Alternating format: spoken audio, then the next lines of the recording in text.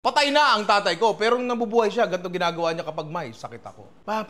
Katilala muna ako para akong lalagnatin.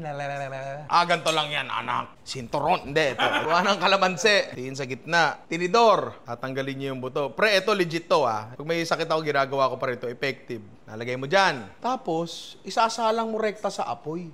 Ganire. Kano katagal? Hanggang magtosta yung magkamayard. Medyo magkaroon ng itim-itim yung kalamansi. Saktong-sakto to, pre. Usong-uso pa naman sakit ngayon, di ba? Tama. Trending ang sakit. Okay. Umuusok-usok, tapos may konting tosta na yung kalamansi. Palalamigin niya ng konti yan. Tapos, mag-check out siya ng Ninoray merch, pare. Kayo rin. Mag-check out na rin kayo. Hanggat may init pa, papatak mo sa lalamunan. Sa loob. Sa loob, ha?